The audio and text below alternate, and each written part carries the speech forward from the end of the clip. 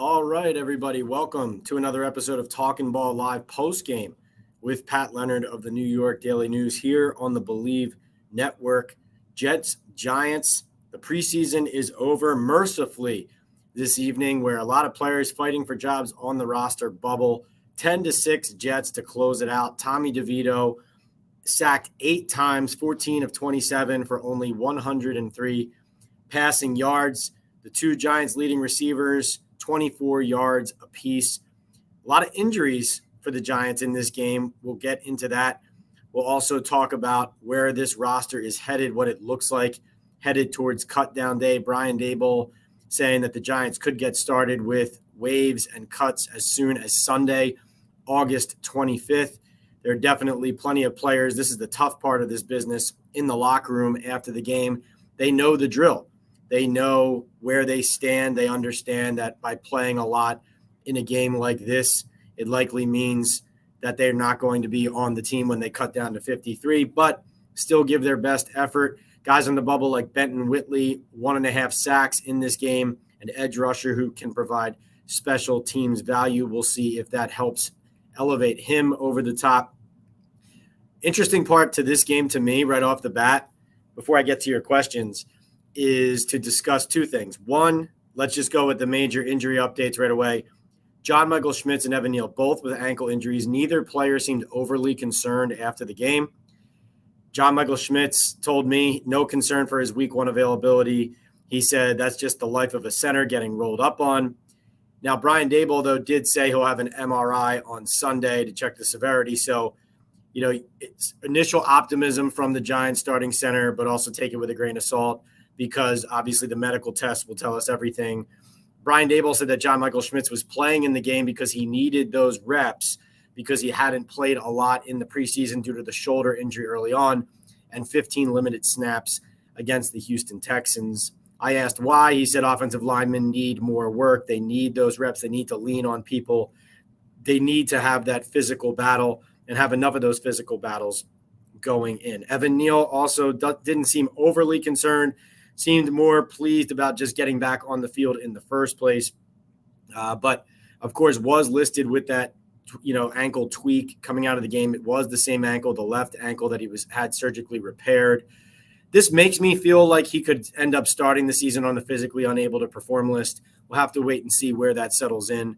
But, he was about to get pulled from the game anyway. His snap count was in the 20 to 25 snap range. That said, if it was just coming out of the game with no injury, he wouldn't have been announced with an injury. So that ankle announced there. Brian Daboll, to me, came off a bit, I don't know if snippy is the right word, but he seems restless, a little bit flustered by the amount of injuries his team has piled up. Obviously, a lot of injuries is nothing new to the Giants year in and year out.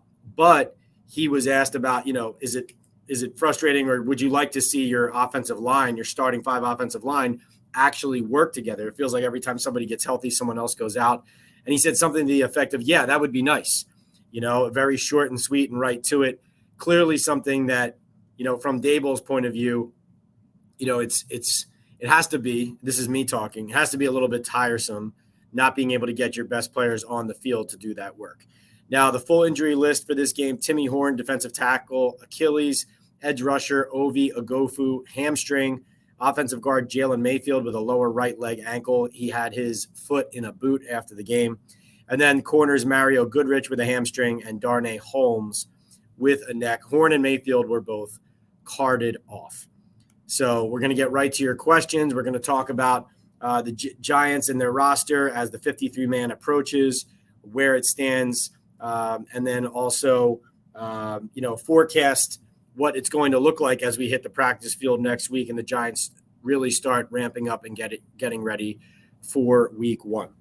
We are sponsored here, as you know, by Boom Chaga Mushroom Super Drink, a natural extract loaded with anti-inflammatory, immune-boosting antioxidants and heart-healthy compounds. You can easily pour this natural liquid supplement into any of your favorite drinks. I put mine in my coffee every morning and immediately feel the difference. I personally have felt a post-workout like energy boost with Boom. Chaga also has the ability to lower cholesterol, reduce inflammation, and improve immune and heart health with its beta-glucans and antioxidants. Go to boomchaga.com today to place your first order.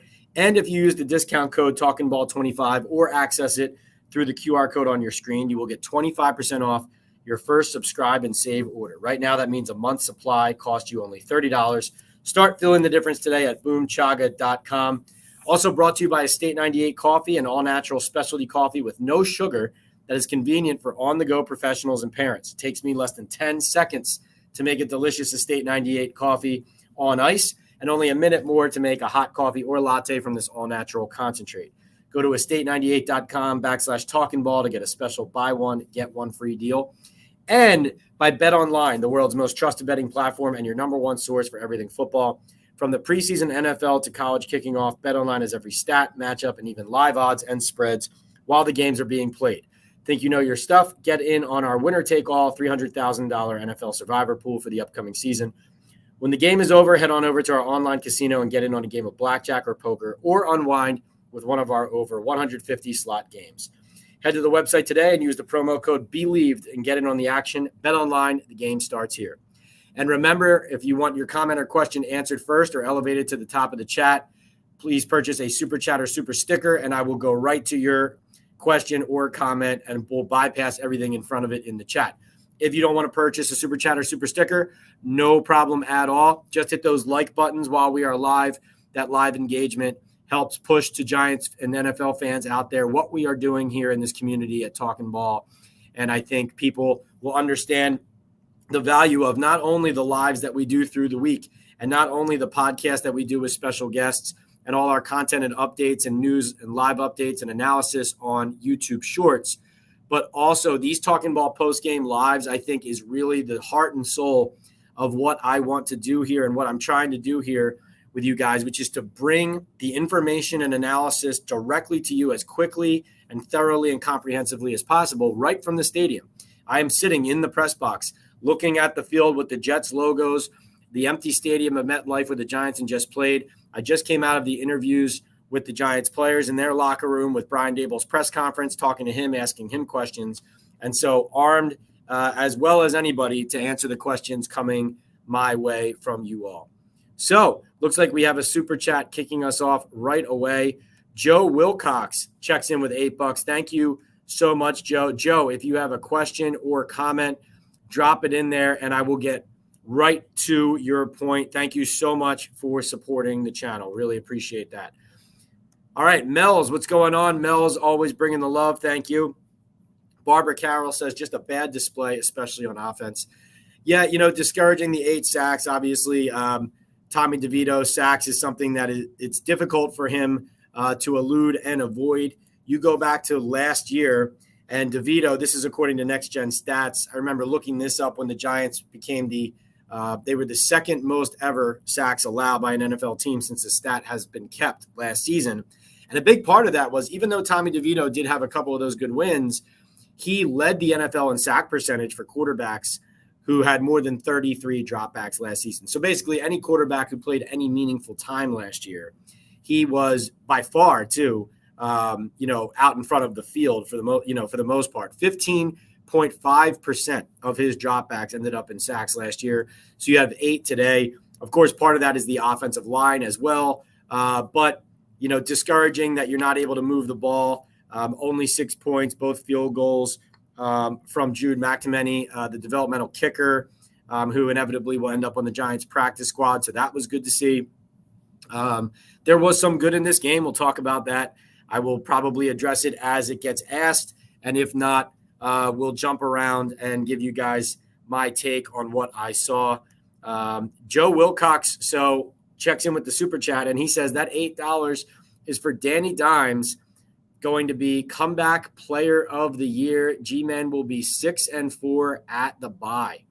Wow, Joe, love it. Love you saying that. Love the optimism. We welcome that optimism. We're looking for relevance around these parts right now. Too much losing these days, too much losing in these recent years. We need good football. We need wins. Just so you know, Daniel Jones and Aaron Rodgers connected on the field at the 50-yard line after the game. And I asked Daniel Jones what Aaron Rodgers said to him, and he wouldn't tell me. He made a couple of wisecracks, and we had some fun talking, but no, he would not share Aaron Rodgers' 2 cents. So One of these days, we'll get it out of him. One of these days. Joe, thanks again for supporting the channel. Candyman, what's going on? He says, it was reported John Michael Schmitz went out with ankle issue, but scroll on TV said Neil. Pat, can you confirm either way? They both were listed. When they both left the game, they both left the game with ankle injuries, Candyman. John Michaels was his right ankle. Evan Neal was his left ankle. They were both going to have a limit on their snaps tonight anyway. But John Michael was rolled up on the 4th and 1 that the offense didn't get down in the red zone on their first drive. It looked scary when it happened. He said to me he's not concerned, life of a center, that he's feeling okay. Neal, it was the same ankle, the left ankle, the one he had surgically repaired. I do think even though he played it down, I think it's a concern that he would be listed as questionable with an ankle once he leaves. Even though the plan was for him to not play much more or at all really at that point based on his snap count. An ankle injury listed is an ankle injury listed. So I think Neal starts – this is no one's told me this. I'm just saying I think it wouldn't surprise me at this point if Evan Neal started on the PUP list, but we will see where that goes. All right. John B says, I hope we aren't in for another painful season. I hope so as well, I hope not as well. One thing I wanted to mention too, I meant to mention this in my opening statement, but there's a lot kind of going on here. I think one of the primary takeaways from tonight, everybody, is there was an alarming list of players who were rested, right? Who are just not guys you would expect had earned that right based on their track record. So this to me speaks to how many young players and guys who have potential but still need to show it are guys the Giants are counting on. So Darius Muasau, okay, he was the Giants' final pick this year in the 2024 NFL Draft, 6th round pick out of UCLA. He did not play tonight. Now, Brian Daboll was asked about this, and Daboll said that, and he had all these stats ready to talk about how much more they have practiced this year than they did last year as a team, and was essentially citing that these guys have gotten a significant workload. That said, rookies always can play more. And to me, this is my takeaway, okay? They have all these injuries, right? Micah McFadden at inside linebacker, Micah McFadden, Deontay Johnson. And so there's not a lot of depth there. There's not a lot of health going on at that position. And we've seen Muasau and Isaiah Simmons playing alongside Bobby Okereke recently, including at the joint practice against the Jets with those injuries. To me, Muasau not playing in this game shows me that they really might end up having to count on him in week 1 against the Vikings. Now, we'll see where it goes. Obviously, there's some time here for Micah McFadden to get healthy for that game, for Deontay Johnson to get healthy for that game. And if you noticed, the entire Giants rookie class ended up sitting out this game. Rookie draft class ended up sitting out this game. But Muasau not playing, the first thing that jumped into my mind is they actually think they need him in week 1. That's just a takeaway I had. But Daboll said that all of those rookies not playing had to do with the amount of reps they've gotten this summer and how that compared to last year, what they saw players get. But definitely, I think what this points to, everybody, is all of those 6 players, Neighbors, Nubin, Phillips, Johnson, Tracy, Muasau. These are guys that they're going to end up counting on. Trey Hawkins didn't play in this game. Trey Hawkins on the Giants has earned the right to be rested because the team is going to be counting on him. There's the obvious guys who you would expect, right? The Deonte Banks at corner, everybody on the offensive line, Andrew Thomas, Dexter Lawrence, Brian Burns, etc. Elijah Chapman did not play in this game, an undrafted rookie earning the right to be rested. DJ Davidson, a guy who is pretty high up on this depth chart, but has not put consistently really good football on the field and yet rested for this game. Let's see. Nick McLeod, of course, who's profiling as their number 2 corner. An interesting one here, Raheem Lane, a safety that they just signed, not playing in this game. That was a bit of a curious one. And then Trey Herndon, we know he's been injured. Isaiah Simmons sat out. Eric Gray even didn't play in this game.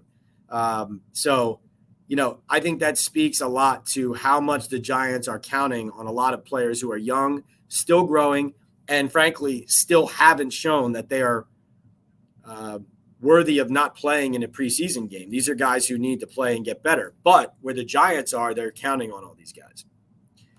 Undefined says, like I told my buddy, you'll be free to go shopping with your wife on Sundays by the second week of October. Man, I hope not, because what a drag. What I want is I mean this wholeheartedly. What I want is I want this channel to be the place for Giants fans to go as this team defies the odds, wins games, and is the talk of the town and the talk of the country. That's what I want.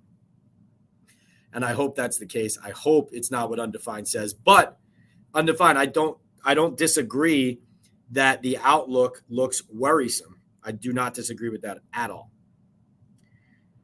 David is not a fan of Evan Neal.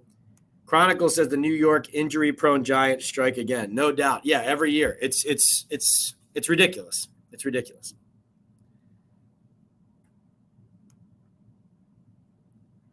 Let's see. Michael, good to see you. David, also not a fan of Darnay Holmes. Yeah, it's tough. I really like Darnay a lot. I've liked to getting to know him. He's been a good teammate, a good locker room guy. But the fact that he played this much tonight, we see him get the neck injury. Hopefully he's okay. But the fact that he played all night tonight, not a good sign. Barb says no starters except for JMS. Game means nothing. Giants will pick up players. They will pick up a lot of players for sure. Mel says, attention, my nation, promote looking for D-line and O-line that hit waivers, guys. This is a huge part of our season. Love you guys. And David says we need corners ASAP. There are going to be a lot of claims, a lot of additions, I would expect. I'll be interested to see if they go free agent route. To be honest, one name that I think is an interesting one is Marcus Peters. You guys were asking about him the other day. Been talking to some people around the league. Can help teams as a zone corner. I don't know how much he feels like he has left. I don't know how much he expects that, like what role he's looking for. I don't know exactly what the market is there. I really haven't heard his name come up at all as far as teams targeting him as a player to help them. But I would at least make that phone call. Going to continue to dig a little bit and see if that's a possibility at all. Elias Wiskovich says, Pat, it's insane that main starters we needed healthy, like McKenzie and JMS, got hurt. How are we this unlucky, or is this a sign of bad pregame conditioning? I think it has to do – they're trying for sure to manage guys' bodies, but their problem in the past has been that they overmanage and they rest guys and they don't get them ready to play football. So now they've overcorrected the other way, and they've run a hard training camp, but they're still struggling to keep players healthy. I remember years ago, I think the party line and the assumption and the consensus was that Joe Judge was driving guys into the ground physically, and that's why all the teams were hurt, or while all the Giants were hurt. But he's gone. They softened it up the last couple of years. Guys got hurt, more injuries, in fact. And then this year, now they're going back to a harder practice schedule, and guys are hurt. So I don't know what to say about it other than I think everybody involved needs to be looked at and be held accountable either way. Hunter says maybe that flag football QB that talks shit about Pat Mahomes can play tackle. Can't be any worse than Evan Neal. Ouch. Well, Evan had some good snaps tonight, but again, when you play tackle, your job is to protect the quarterback. You can't give away like a free runner on a 3rd and 10 to kill a drive. Luann says no big deal. Week 1 is a win. Hunter says I'm going to be upset if we don't trade or sign a legit corner between now and Minnesota. I think that's fair. Joe, thanks again. Thanks for that other super sticker there. Really appreciate that. And Elias, thank you for checking in. Let's see.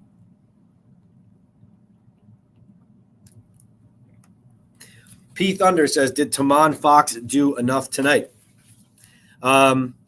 He's a player who I think he's been a good player here, a good developmental player. And last year they were reluctant and reticent to elevate him, to involve him. So I feel like he's a guy who they like on the practice squad, but they're not overly about necessarily keeping. I think he's a guy who can help them. I thought he was a guy who could help them last year, but he was rarely on the active roster and rarely, not really made available for games. So, he was kind of like in the Isaiah Hodgins boat, where he's a guy who's helped them in the past, but just kind of fell out of favor. So, that would surprise me if they kind of reverse course on the way that they use him. But I do like the player. Let's see. All right. Socrates says, how much stock do you think we should take in the Giants' performance and our seeming lack of depth during the preseason games? I think you can take certain things and ignore. I don't ignore anything because remember, these guys are battling for jobs. But what I was going to say is I think I can definitely take, like, let's say DeVito's operation in the pocket, right? The inability to see downfield, the inability to kind of extend plays the right way to throw, certain plays where an offensive lineman turns someone completely loose, like Evan Neal did on that one, or Austin Schlottman, the backup center, did on another sack. I think certain things stand out and certain things don't, you can ignore. Like Benton Whitley's, his pressure on the quarterback, 1.5 sacks, getting involved. I think, stock up, thumbs up on that type of thing. Obviously, Darian Beavers and Darnay Holmes on the Abanikanda touchdown run, those missed tackles were just poor form, poor work. That's not tape that's going to put you on any team, right? So, Socrates, that's what I take from those types of plays. I think certain plays jump out to you more than others. I do think that the Giants' lack of depth is not only reflected, though, in how they get beat up in a game like this, but also in, like I said, the guys who are not playing. There are so many players who did not play in this game who should be playing more football and should be guys on roster bubbles all over the place who were sat in this game because they're good and they're on the roster, which is just jarring. Socrates says, by the way, thanks, Pat, for these awesome post-game streams. You got it, Socrates. I love doing these, and I love that you guys are here participating. Solving says, what grade would you give Neal's and Azudu's performance tonight? I thought Neal was like a B or B+, and they were running the ball a lot early. But I thought he was like a B+ before that sack. There was one run block that I thought he missed. I thought the whole offensive line wasn't good enough as they were trying to get that short yardage in the red zone at the end of the first drive. But once you give up a sack like that, your grade comes down right into the C- range. So, and Azudu, I just don't think Josh Azudu is a tackle. I don't think he's a left tackle. I think it's impossible to trust him there. King Chris TV says, coming away from this preseason, honestly, I'm not confident in this team at all. I think that's fair. Elias says, looks like our depth is going to be supplemented heavy off the waiver wire because this team sucks. Solving says, didn't really notice a burst from Turbo. Jets running back 25 looked like the best one on the field. Yeah, Josh Kelly, who is an NFL player, had some burst. Yeah, Turbo, he kind of, he's one of those guys who he has the hamstring injury. He came back off of it. He's kind of powering through it. So that's why you're not seeing the same kind of jump. So kind of credit to him for pushing through. Preseason Giants didn't show us anything, I'm a fan says. This O-line performance today was terrible. King Chris says play calling was shitty too, though. Dayball calling the plays now. Mel says idiotic play calling. Wow, Giants fans really down after watching this game. Mel says idiotic play calling. Check the college interviews he had. He has to ease. Let's see. Cannot believe he told the big tuna to hit special teams last year. So Mel's is down on the play calling. Got it. King Chris says can't blame DeVito for today's performance. It was the O-line's fault. I think it's sack to sack. It's different. I do think that there were at least 3 sacks tonight that DeVito could have not taken if he got the ball out. Stoudemire makes a great point. KJ Cloyd, the linebacker they signed late in camp, balled out today. 16 tackles, 2 resulted in negative yardage. That performance alone warrants him earning a roster spot. Also big game for Tamon Fox and Benton Whitley. Stoudemire knows what he's watching. Very good points there about the defense, about KJ Cloyd. That'll be interesting to see. Brian Daboll was asked about that and acknowledged that it was an impressive game. At this time of year, you do always have to remember, do you remember B.J. Goodson had 18 tackles in a game one time against the Dallas Cowboys in a regular season game? Turned out that wasn't what the norm was going to be. Really liked B.J., by the way. Good guy, good player. But this, not to take anything away from KJ, but just remember one game. That said, you're on the field tonight to earn a job, and he didn't do anything to lose a job, right? And at a position where the Giants are really banged up, are they really starting Darius Muasau next to Bobby Okereke in week 1 if Micah McFadden is hurt and Deontay Johnson's not available? KJ Cloyd, by the way, a rookie, played 3 years at Louisville and 1 year at Miami. Stoudemire said 1.5 sacks plus each QB pressures. Got to find a way to keep both, if possible, practice squad. Yeah, and Chris says Tamon Fox is a practice squad guy, earned it. Oh, yeah, for sure. I just wonder what real elevation in a game, because last year they should have and they didn't. Danny Dudd says, wish some fans kept the same energy they do for Evan Neal for Daniel Jones. King Chris says, I just don't understand why coaches haven't switched Neal to guard yet. I just don't get it. Great point. I don't either. Kevin Hennessy says, can we cut Neal with an injury payment? I mean, he's their number 7 overall pick in the first round. So that would really, really, really be an indictment of their front office if they admitted that right here. P Thunder 33 says KJ Cloyd played out of his mind. Hope he makes the team with all the injuries at linebacker. Game recognizing game there. Todd Banks says, after reading Go Long's autopsy article from a few years ago recently, I actually wonder how much Shane has to overcome from ownership. Ownership's definitely involved with the Giants. We saw that in Hard Knocks, right? But I do think that if you look at the way that the Giants have drafted, the process that they have run here, this has been Joe Shane's show.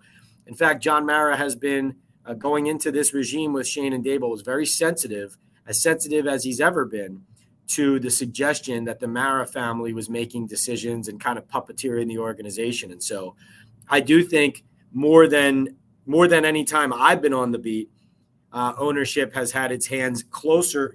I'm not saying hands off. They're not hands off. I'm not saying the Maras and the Giants ownership is hands off. They run the team. They own the team. They're involved in the conversations, right? But what I'm saying is I do get the feeling that this regime has been more hands off from ownership than what we've seen in previous years. Let's see. OG says, what's good, Pat? This season is going to be terrible. They better win the first 3 games because after that is hell for this team. Important to start fast. Chris says, I hope we're very active in the waiver wire because the depth we have ain't going to cut it. And by the way, to OG's point, to Chris's point, to everybody's point, Brian Daboll was, to me, on the sideline tonight, a little more perturbed than we've seen him recently. At the end when calls weren't going their way, when the game was slipping out of their hands a little bit there. Definitely not feeling the amount of injuries they're having. He's not pleased with that.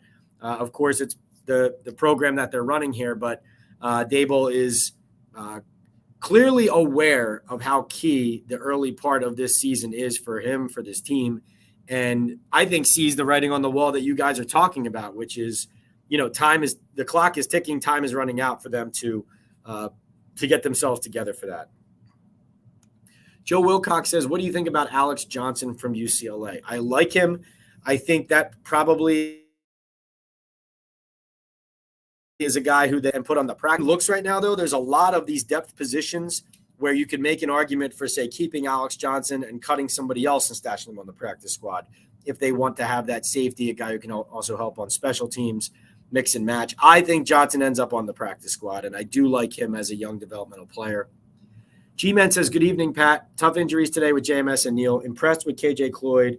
Hopefully he can stick. What is up with Aziz not playing? Could it be to protect him and make sure he's healthy if they involve him in a potential trade? It also could be that they view him as a guy who is going to be on the roster. But, yes, that could happen as well. That's almost like the hockey thing. sometimes like they pull a hockey player out of that night's lineup, and then because his name's in trade rumors that it's likely coming down. So it could be that as well. But for now, looks like he's in that group of guys that they want on the team and that they intend to use come game day. King Chris says we all want that, Pat, meaning a good season, but let's be honest. A2Z Me says, can you see this team winning more than 3 or 4 games this year? I can't. If they stay completely healthy, then I can see them eclipsing the 4-win mark. But assuming that they continue to struggle with injuries to key players here and there, as they have pretty much every year, I think they're not going to be able to – I don't think they're going to have the depth in the team to be able to overcome that. Let's see. OG says, Pat, if Daniel Jones plays poorly like he usually does, he will be back next year regardless. It's too much money to leave on the table. He may not start, but he'll be back with the Giants. Well, no, the Giants can get out of his contract more palatably if he has a very poor season this year, OG. So it's a 4-year contract, but the finances of it allow them to get out of it next year if things don't go well. Peters going to you think Marcus Peters is going to want big money from the Giants because they don't have much to work with. Well, they don't have a lot of money though, so he can want whatever he wants. Hunter Keller says, I don't think at this point in Marcus Peters' career, I don't know, why would he want to overload his body in a bad situation? I think he would want to have an easier role in a better team. I think that's fair to say, Hunter. It's the kind of player that it would help the Giants, but he would probably want to hook on with someone who's going to win. I hear that. Depends on what his options are. G-Men thinks Benton Whitley is going to make this team. I think he certainly could. If it's between him and Boogie Basham. Earlier in camp, I thought it would be Basham. Now, could it be Benton Whitley? I mean, he went the distance in this game, plays special teams as well. We'll see. We'll see. No Mets, what's going on? Good to see you. Hunter says, I think ideally if we had a decent CB2 or even a 1 added, I'd feel a lot better with our other corners not having as big of roles. I agree. Intel says no hope. Chris says we need to look at a couple guys from that Steelers-Lions game D-line-wise. They will be scouring the league, I promise you. It says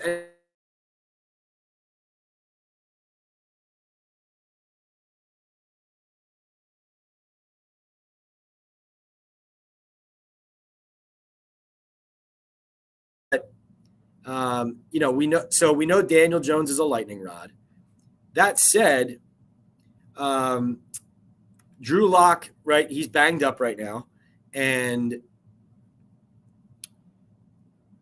Drew Lock has said that he's not concerned about his availability for week 1. Okay, he said that. We'll take him at his word. He was dressed, but I'm really not available to throw a football in a game the last 2 weeks. Okay, so hopefully he's ready for week 1. But given that he's already dealing with that, you watch Tommy DeVito in this game. Tommy DeVito, to me, cannot be a player that the Giants are going to put on the field at quarterback this season. This is there are jobs on the line this year. Last year was a great story. He was ready for the moment. He capitalized. Great job by him, right? Great job by the Giants kind of winning a few games there when they had him in the lineup. And, it was a great story. But when you're asking me, what I saw was alarming. 14 of 27 for 103 yards with 8 sacks. Obviously, he got out, used his legs, 48 yards on the ground. We know he can do that. But I just think that the quarterback position, the Giants, it's so precarious. It's Daniel Jones and nothing else that you can rely on at this point. And obviously, Daniel has become a lightning rod and is a guy that some people believe in, a lot of people don't. We'll see where that goes. G-Men says we should really focus on O-line and linebacker in waiver claims. Hunter says, I've seen a bunch of people talking about J.C. Horn trade to us. Is there any chance at all of that happening?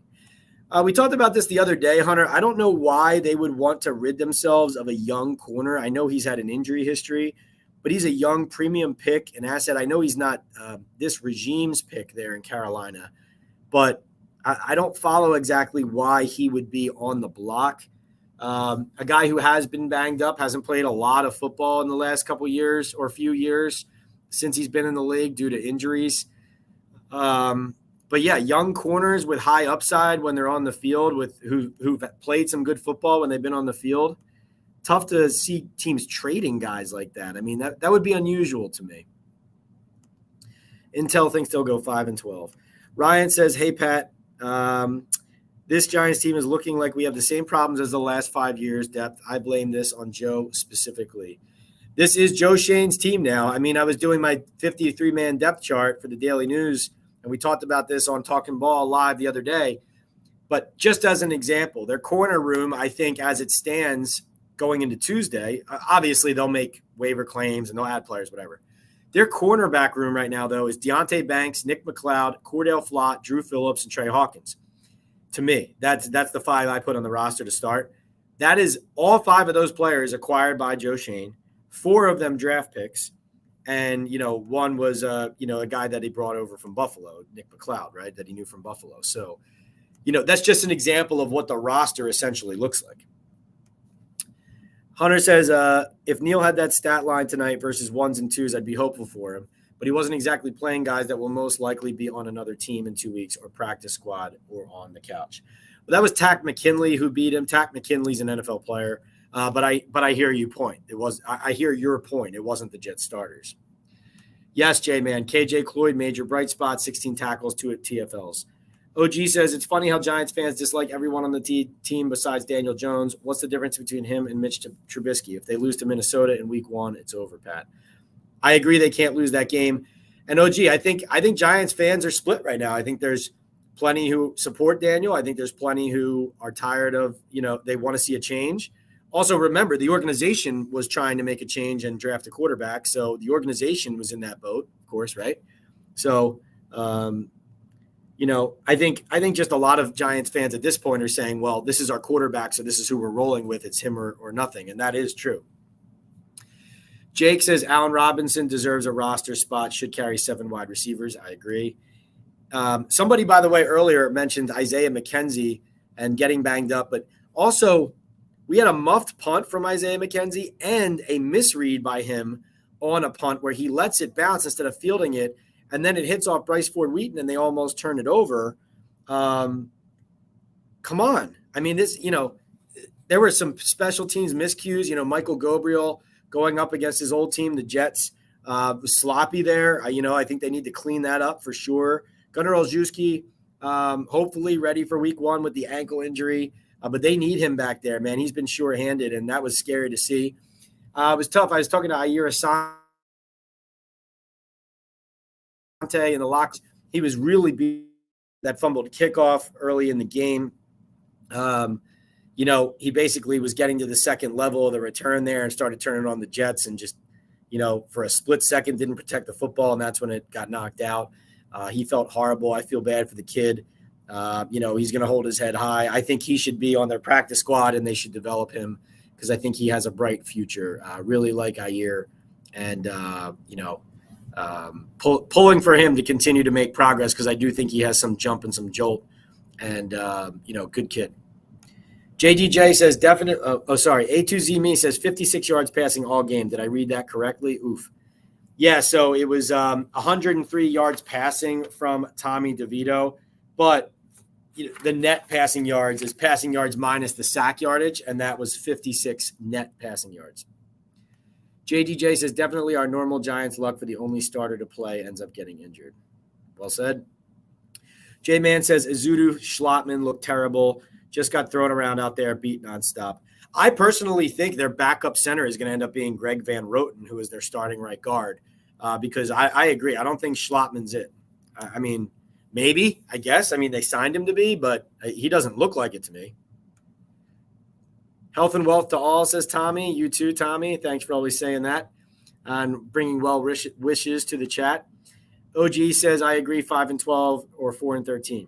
Ryan Williams says, people talk highly of these scouts on getting skilled players. I think they are failing at that. I have no more words for this organization. Yeah, they need some of these draft picks to hit. Hasn't been good enough. JDJ says if Izudu is any indicator, they'll never switch Neal to guard. Yeah, I mean, at this point, why not, right? Jake Oppenheim says, how involved is Tisch? Nobody talks about him. He is involved. He was in Houston at the Houston preseason game, kind of faded into the background for a while the last several years. Some personal matters, personal issues, but I have seen him around more recently. And, Steve tends to be, when it's time to be restless, John Mara is usually the more patient one, and Steve Tisch is the one who starts to get restless and say, what are we looking at? What are we waiting for? We know this isn't good enough. We need to change. So him being around more tells me something, I think. Let's see. Brotzman says, hard to believe it is over a decade we can't build an offensive line. We ruined Eli's last year and have got DJ beaten up and scared. What a mess. Yep. Let's see. Mel says, only for now they own the team, sticking up the best city on the planet for marketing. Brotzman says, without a dependable O-line, you can't accomplish anything. That is true. NYC TV laughs at me and says, writing on the wall. It's the preseason. No, writing on the wall meaning that Daboll is aware of how much pressure there is for them to win early this season, which there is. And the writing on the wall being the injuries mounting. It's nothing you want during training camp in general. But as you get closer and closer to the regular season, it becomes writing on the wall, meaning if we're really missing some of these key guys for these games that we have to win right out of the gate to make a case for ourselves, for our jobs, for our team, to set a foundation for a strong season. That's what I mean by that. Tommy says Asante has special teams spot. It will be a different looking practice squad this season. Whitley, Johnson, Rogers, Cloyd. Yet team needs to make a tremendous strides going into week one to compete this season. Agreed with all of that. Well said there, Tommy. Really good point there. JDJ says they weren't healthy last year and had 6 wins. They also had their defense tied for the league lead in takeaways. New coordinator this year. Guys, real quick, then we'll get right back to your questions. I want to tell you about Boom Chaga. Boom Chaga Mushroom Super Drink is a natural extract loaded with anti-inflammatory, immune-boosting antioxidants and heart-healthy compounds. You can easily pour this natural liquid supplement into any of your favorite drinks. I put mine in my coffee every morning and immediately feel the difference. I personally have felt a post-workout-like energy boost with Boom. Chaga also has the ability to lower cholesterol, reduce inflammation, and improve immune and heart health with its beta-glucans and antioxidants. Go to boomchaga.com today to place your first order. And if you use the discount code TalkinBall25 or access it through the QR code on your screen, you'll get 25% off your first subscribe and save order. Right now, that means a month's supply. Costs you only $30. Start feeling the difference today at boomchaga.com. And really, right now, that's the best way to support this channel, this podcast, these Talkin Ball Lives, is to just give one try to Boom Chaga. Go to the website, boomchaga.com, subscribe and save option, Talkin Ball 25 or the QR code right here. Purchase that bag at that discount, and then you can cancel out that subscription. Just doing the subscribe and save is just the way to get the deal. But that's a great way to kind of support what we're doing here. Show Boom that you're supporting us. And really appreciate all of you guys tuning in and listening. We've been up towards 200 listeners pretty much for the duration of this chat so far, and we're going to keep it going. Really like what we're doing here, what we're building. A lot of smart questions and insight from all of you guys. Not that I'm surprised. Let's see.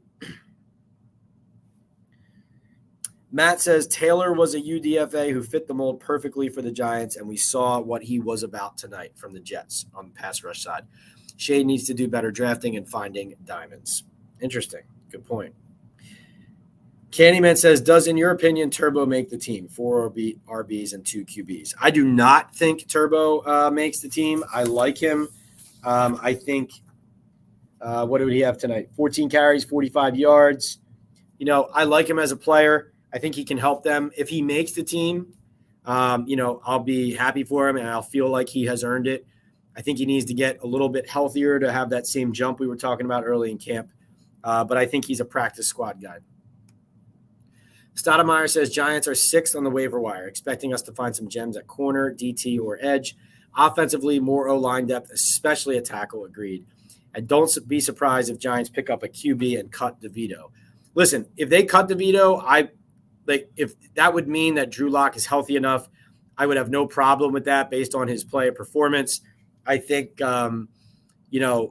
I think bringing in another quarterback now who's going to help you actually on the field in the short term, that's a tough ask. You're bringing in somebody else to teach them Brian Daboll's offense and get them rocking and rolling.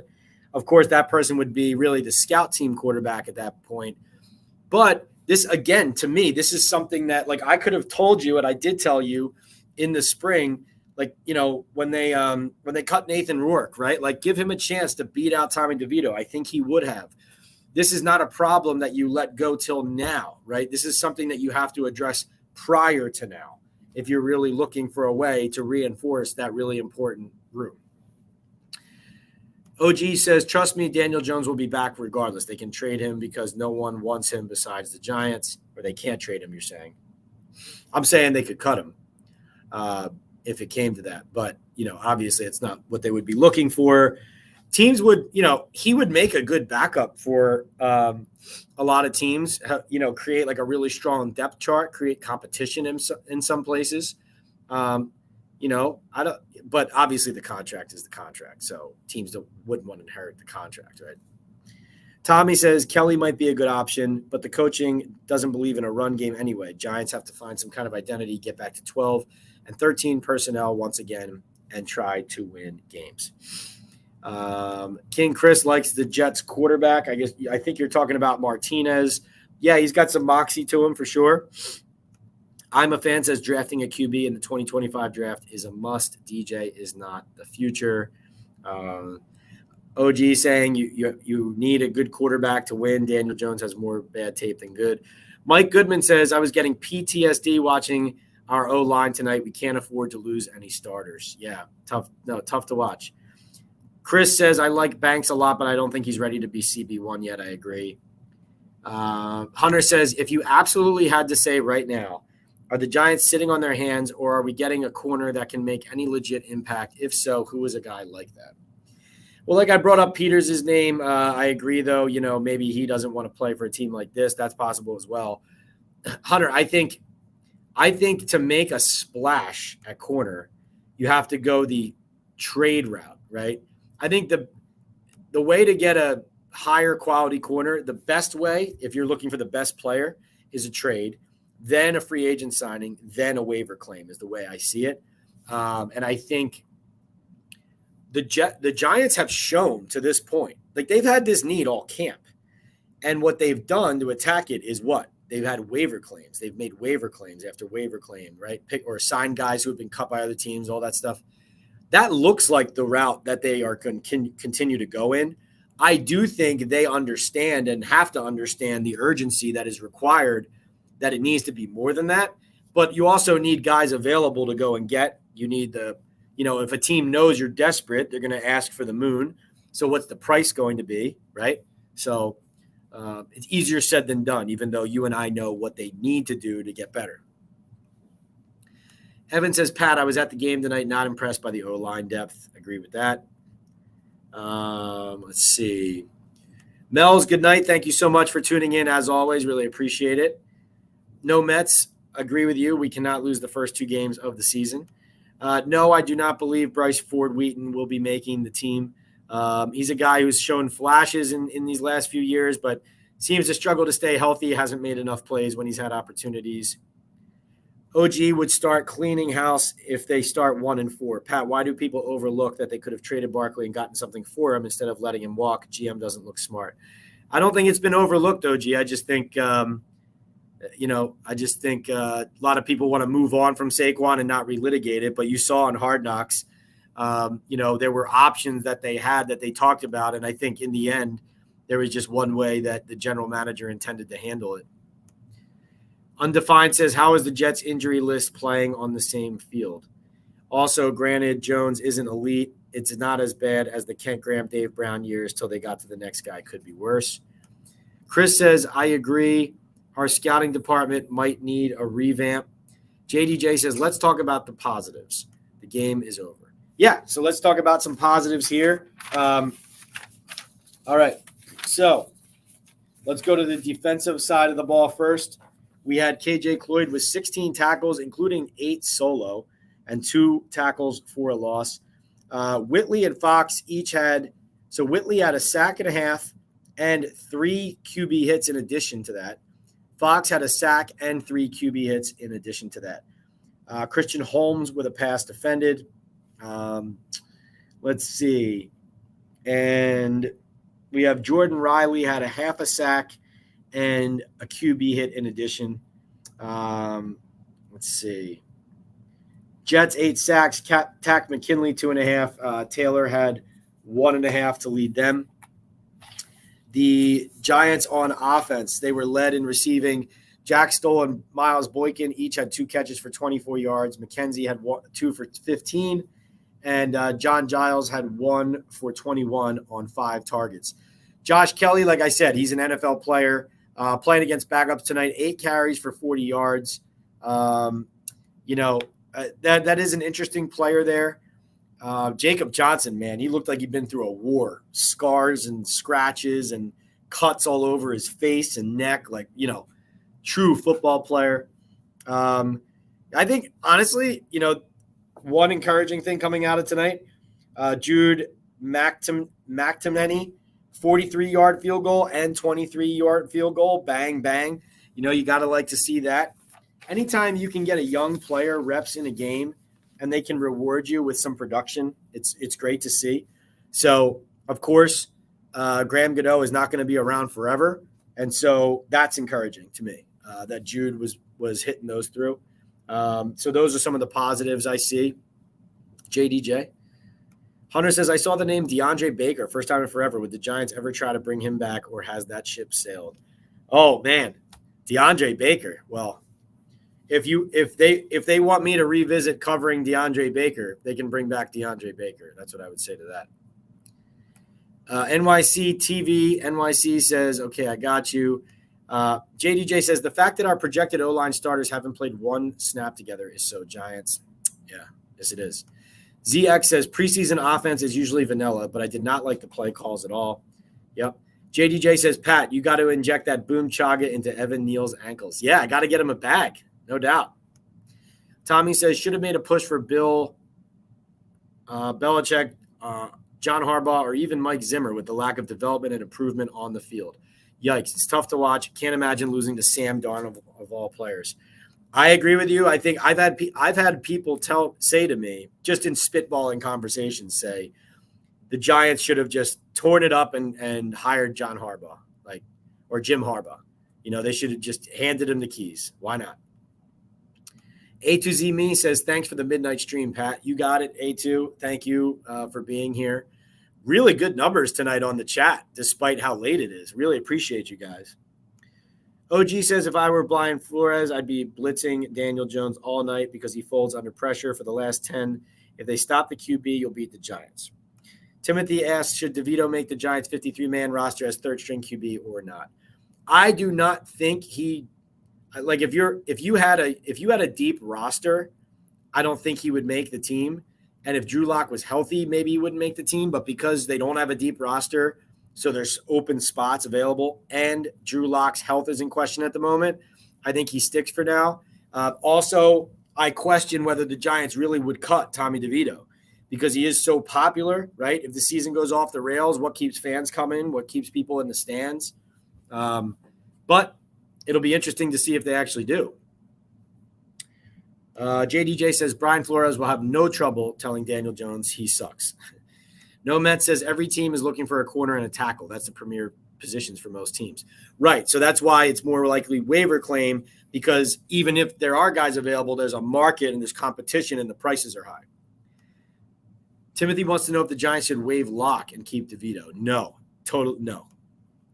Hunter says Tommy DeVito is a great story, but as a football player, rip the Band-Aid off. I have no problem with him being a practice squad guy, but active can't happen again this year.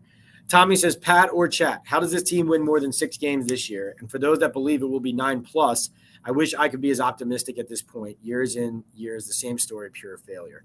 I think if the answer is Brian Burns, Dexter Lawrence, Kayvon Thibodeau. That's the answer to how they win 6 games and they win more. I think 6+, 7, 8, 9. I think you're scoring a lot of points. Your team is staying healthy and your pass rush is getting to opposing quarterbacks.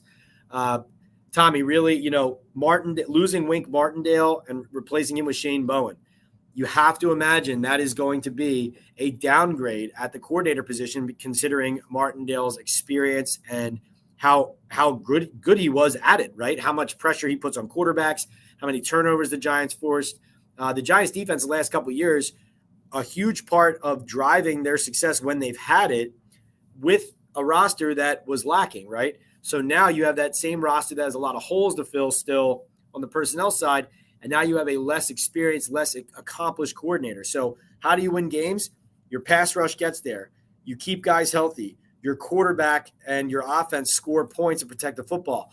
But then on the defensive end, you're able to scheme week in and week out to put opposing offenses at a disadvantage. Can Shane Bowen do that? That's a question. Hunter says, I think Joe has to give the younger guys in the secondary a fair chance, give them some help at CB2. It's hard to develop when they are getting swamped every play when Flott and company get cooked. OG says, Pat, the Giants have a hard time getting rid of guys, especially nice guys like Daniel. He'll be back. John Mara won't let him walk because he has delusional hope he'll be something great. ZX says, what player from this game that was on the cut list solidified their chance of making the 53? It could be Benton Whitley, looking at how guys fared tonight and who stood out. It could be Benton Whitley. KJ Cloyd might have just kind of charged up out of nowhere and made an argument. We'll see. Allen Robinson, somebody mentioned him earlier. I like Allen Robinson a lot. I think that he should be on this team. So those are some guys that stand out to me in that regard. Hunter says that's got to be the comment of the year. Inject the Boom Chaga into Evan Neal's ankles. Fasho says, how about claiming Adrian Martinez? Yeah, so Bill says Tommy stays, and yes, I'm irrational. Yeah, Fasho on Adrian Martinez, it's interesting. Like, would it be beneficial to have maybe a different third quarterback? Yes, agree. Are you bringing one now in to teach him the offense and get him rolling? It's a complicated offense. Like, this was a problem I think you had to address earlier than this. But yeah, Martinez is kind of intriguing. Tommy says Jones can make all the throws. Definitely athletic, has to play without the hesitation. Watch Purdy stop burping the baby, keep feet planted for better throws, work on the quicker release. It's past time. Sounds like a QB coach there, Tommy, for one over there. OG says when the season starts, I'll stop talking about Daniel Jones. All I'm going to say is I told you so. I've been saying the same thing about Daniel since his second year. Socrates says, since there is a high chance the team will be bad this year again, what do you see the Giants doing as far as as far as draft picks or building up the roster for a potential top 5 quarterback pick? Well, Socrates, that's a really interesting question because you meant to say accumulating picks. Just curious where and how we build this team up. Right. So I think, Socrates, that's a really good question because if this season is bad, then the GM and head coach really, they could both be on the hot seat and be in trouble. So in other words, what I mean is if the season goes off the rails early, I think the assumption is, okay, Daboll's in trouble or Daboll will be out. But then the question becomes, is Joe Schoen a guy who has enough time here to sell off assets, trade players, acquire draft picks, and turn this into a continually long-term process? Like, is ownership giving him that leash, that rope, that freedom to do that? That is what would tell you, I think, where they are at. I personally don't think he would be in the position, given how his drafts haven't worked out to this point, and he's 3 drafts in now. I think he needs those players to work out. I do not think that he would be in a position. This is my opinion. This is just my opinion. I do not think he would be in a position where he could start selling off assets and the Giants could accept that the team was just going down the tubes and that he would also be safe. So I think it would be more like trying to prevent the team from going off the rails rather than selling off. Maybe you end up strategically selling one asset, but, like Leonard Williams last year, for example, that would be one example. But again, that was a key player in a position where they have not replaced him, right? So that's a dangerous thing to do too, from their standpoint. But Socrates, that is a really interesting question, and I'm glad. Thank you for asking it. because I think that's going to be an indicator for us on where things stand with the front office and Joe Shane, how they act there. Chris says, agree completely, Pat. Been saying Wink wasn't the problem with our team. Yeah, no, that's not even a debate. Anybody who suggests that was an issue last year, is missing the boat. Hunter says, I remember a lot of Giants fans crying about Adoree Jackson. Now everyone misses him. Yeah, well, no, it's just because of what it looks like. But, yeah, as far as I know, they weren't impressed with his play last year. JDJ says, I can see Mara going into Joe's office as he's about to cut the veto and telling him not to because he's the most popular player we have by far. That's a funny comment. Tommy says, Wink should have got the keys. Beef with Daboll was over the dumbest play calling ever last year against playoff defenses. First half of the year trying to air it out like Patrick Mahomes. Jordan was back there. Socrates says, where's Joe Flacco? Anyone know? Joe Flacco, yes, he is in. Isn't he in I was going to say Indianapolis. He's in Indianapolis with the Colts. Mike C says, are the Giants lousy this year? I think it's going to be a tough season. They do have some, high-end difference makers, Brian Burns, Andrew Thomas, Dexter Lawrence, right? Guys like that, Malik Neighbors, hopefully, as the rookie. But you look at the depth, you look at key positions on the field where they need to be better and they need talent and they don't have it on the roster yet. That presents a concern. I think it could be a tough year. A2 says, silly question. If Tom Brady wanted to come back for one more year, would you sign him as Giants quarterback? I mean, the Giants, where do you sign, right? I mean, but I think that would be about whether Tom Brady wanted that. But yeah, if you're the Giants, where do you sign? Hunter says, hopefully, no matter what, Malik has good enough year that maybe good quarterback wants to come to us in free agency to throw to him. Wishful thinking, it was that easy. Hunter brings up a great point, which is that the one thing and JDJ was saying earlier, let's talk positive. One positive is that hopefully, no matter what happens this year, no matter whether the GM and coach stay or go, no matter what, hopefully, Malik Neighbors is a building block for this team, whether it's for Daniel Jones and he has a great season and stays, whether it's for attracting free agents, attracting a new quarterback. Hopefully, he is that kind of piece. That's what you want. Let's see. OG says positives. I'm excited about seeing Dexter Lawrence, Neighbors, and Andrew Thomas. That's about it, unless some miracle happens. Tommy says Giants need Quinn Ewers after this terrible season is finished. Can't allow the Texas hook 'em horns gunslinger to pass on another franchise. Giants must get back to being competitive. Starts with quarterback. OG says, how big of a game do you think McKinney will have against the Giants? McKinney. You're talking about Xavier McKinney, right? They are not on the Giants' schedule this year. The Green Bay Packers are not on the Giants' schedule next year, or at least this season. But he will definitely have a chip on his shoulder whenever that day happens. I would assume that. No Met says they said Adoree Jackson made, quote, business decisions last year. Interesting, No Mets. Interesting comment by you there. You sound like you talked to some people. OG says, who are the top 5 college quarterbacks this year? Well, let's see. Let's go to some early mock drafts. All right, so I know Tankathon always kind of aggregates a bunch. Tankathon right now has Carson Beck from Georgia, Shedeur Sanders from Colorado, Quinn Ewers from Texas. Let's see. You asked me for a 4th. Those are 3 that everybody's going to be looking at. Obviously, Dak Prescott's going to be the premier free agent quarterback if he doesn't sign in Dallas. Dave G says, what is going to be the starting 5 on the O-line? Dave, it's going to be Andrew Thomas, left tackle, John Runyon Jr., left guard, John Michael Schmidt, center, Greg Van Roten, right guard, and Jermaine Illuminor, right tackle. Right now, Runyon has a shoulder. Obviously, Schmidt's dealing with that ankle a little bit.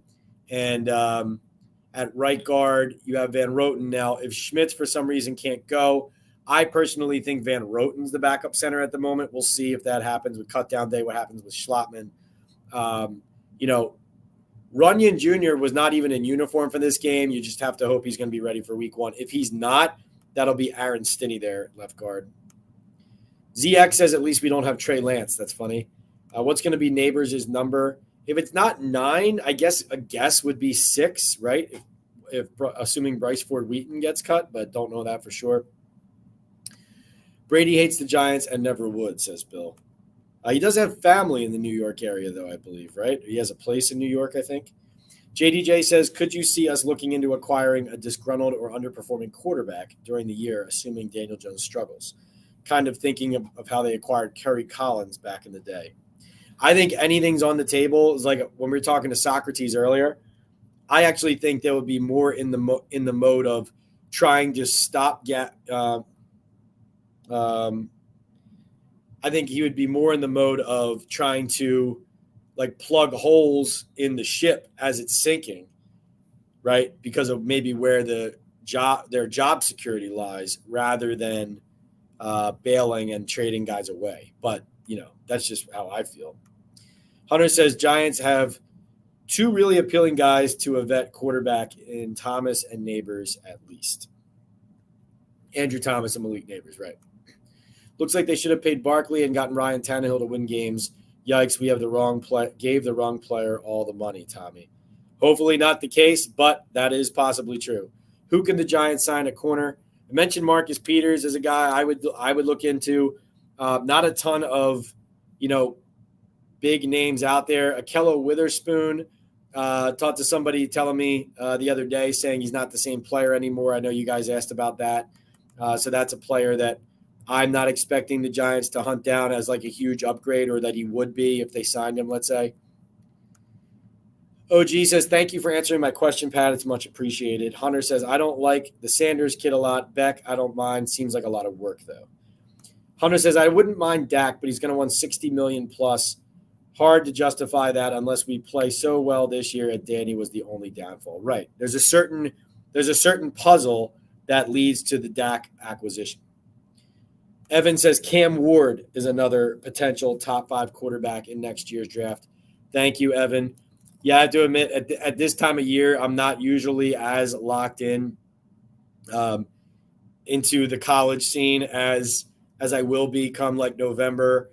But I do get involved pretty early in it during the fall as far as projecting for the NFL draft, because unfortunately with the Giants, you always end up having to do that earlier than you would like. But Hunter, back to your point about Dak, I do think Joe Shane, he has shown a propensity for trying to acquire top-end talent as much as he says supplement through free agency, build through the draft. I do think that he likes to make big splashes and acquire high-end talent at premium positions. You can see that. So would not shock me, even though plenty of people think they would go to the draft next year if it was a bad season. To your point, Hunter, I think there are scenarios, like you said, particular scenarios that can put them in that market for sure. JDJ says, Pat, sadly, Pat, like many Giant beat writers, probably has Tankathon saved as a favorite. That is true.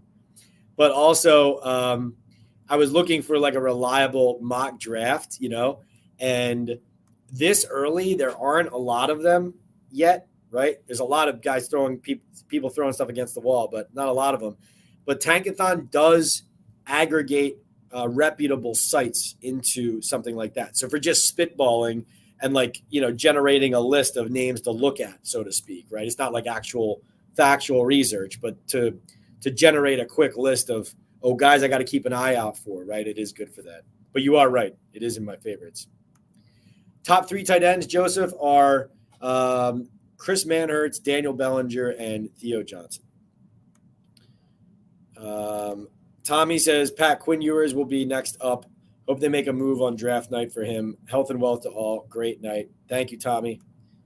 Jalen Milroe as well, I'm a fan, says could be the guy. Yep. Hunter says Arch Manning 2027 incoming. Ain't that the truth that feels like it could be possible? Welvin says, do I think Deontay Johnson makes the roster? I do. I think he easily belongs on the roster. Hopefully that ankle is not too much longer. You have to remember with the injuries, that always plays a factor as well. JDJ jokes, can't imagine the amount of boom chaga you had to down to answer all these questions. Thank you. You got it, JDJ. No problem. Thank you for dropping that boom name. OG says, I honestly think the Giants should keep Daboll even if they have a bad season. It's hard to fire a coach when he never got his guy. Same excuses they make for Daniel Jones with the O-line, right? Yeah, exactly. It's kind of like, well, also, it's just hard to say he's not their guy when it's year 3 of them keeping him as their guy, making him their guy, and paying him as their guy. What player besides Neighbors are you taking for your fantasy team, says ZX. ZX, great question. We'll close out on this. Wan'Dale Robinson would be a late-round flyer in a PPR league. Wan'Dale Robinson is a guy who maybe not for a lot of yards every week, but he's going to get a lot of targets and touches in this offense, I do believe, both trying to scheme him some downfield stuff and yet also, this is going to be some of the 2022 offense, a lot closer to the line. Drag routes, screen plays, wide receiver screens, catch and run opportunities for a guy like Wan'Dale underneath. And I do think he'll touch the ball a fair amount. So that would be the other guy I would look at. Thanks, Pat says no Mets. You got it, no Mets. Remember, everybody, and listen, thank you for – Hunter says, I drafted Wan'Dale in my last round earlier. Well done, Hunter. He knows what he's doing.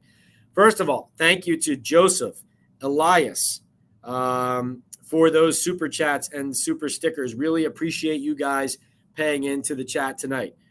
Some great questions. I started from Stoudemire, Tommy, Matt, A2, Socrates, JDJ, Hunter. All of you guys brought really good questions. I mentioned a bunch of them there, but everybody brought really good stuff. John B says, Pat, thanks. Good work as usual. Hunter says, drive safe. Thanks, Pat. But listen, one more reminder. The best way to support the channel and our Talkin Ball Lives is to give Boom Chaga a try. One try with this subscribe and save order. We are sponsored by Boom Chaga Mushroom Super Drink on Talkin Ball with Pat Leonard, a natural extract loaded with anti-inflammatory, immune-boosting antioxidants and heart-healthy compounds. You can easily pour this natural liquid supplement into any of your favorite drinks. I put mine in my coffee every morning and immediately feel the difference. By the way, quick announcement when we're done with this. I personally have felt a post-workout-like energy boost with Boom. Chaga also has the ability to lower cholesterol, reduce inflammation, and improve immune and heart health with beta-glucans and antioxidants. Go to boomchaga.com today to place your first order. If you use the discount code TalkinBall25 or access it through the QR code on your screen, you'll get 25% off your first subscribe and save order. Right now, that means a month's supply costs you only $30. Start feeling the difference today at boomchaga.com. So please try Boom Chaga out. Use that subscribe and save order. Use the code. Helps me, helps us. It'll help you. You'll love the product, I promise. So quick announcement was, remember, Monday night, come back here Monday, 9 p.m., Talkin Ball live with Pat Leonard. By then, we'll have a lot of, if not most of, if not all of the cuts in. Cuts are not due, like the deadline is Tuesday at 4 p.m., but the Giants have practiced that day, so we will be on the field Tuesday to see the Giants 53. But Monday, 9 p.m., that'll be a busy Talkin Ball live. We could have, waiver claims by them from early cups from around the league. We could have some free agent signings. We could have some injury news after talking to Brian Daboll on Zoom, after he kind of has those medical meetings and learns a lot about that. So Monday is going to be an important chat. Monday is going to be a big chat. One of these next upcoming chats, Authentic and I are going to jump in together. I don't know if it's going to be Mondays or if it's going to be Thursdays or it's going to be coming up, but we are going to get it rolling. I'm looking forward to that. Authentic and I kind of in a tandem collaboration. And the other thing I wanted to mention, I'm going to start doing some Estate 98 giveaways. So Estate 98 is our coffee sponsor. Every now and then we're going to do like some quick trivia, and whoever answers it first in the chat will win a jar of Estate 98 coffee concentrate, and I'll mail it to you direct. And, it'll be like a trivia question or a stat question, whoever answers it first. So that one little jar is 16 servings of Estate 98 coffee. And that, I think, will be a cool way to interact, give back to you guys in this community. You guys really helping me out there. All right, so to wrap it up, let's see. Hunter says thanks. I'm a fan says thanks. Have a good night. Hunter, Tuesday, 4 p.m. is the big cut. OG, thank you. Bill says, can I put Boom Chaga in my Blanton's? You know it. You know it. Though I wouldn't put anything other than a little bit of ice in Blanton's myself. Hunter, thank you so much. Bill, thank you so much. Joseph says, you look so cool strutting in before the game. I love doing those videos. Check out my arrival video on YouTube Shorts. I think you guys will love it. I love doing those with the players. Dave G., thank you for participating and asking such good questions tonight. Hunter says, I hope to see the Giants trade for Pat Surtain tomorrow. There's no reason for the Broncos to trade him. You're not going to see that, not to dash your hopes. And Evan says, thank you so much. Thank you, guys. If you're listening on audio on Apple or Spotify, thanks. Please join us on YouTube next time. From the Believe Network, this is Pat Leonard from the Daily News, Talkin Ball Live, sponsored by Boom Chaga, Bet Online, and Estate 98 Coffee, estate98.com/Talkin Ball, saying see you next time from MetLife Stadium. Thank you so much. And yes, I strutted in, loaded up on Boom Chaga. Good night.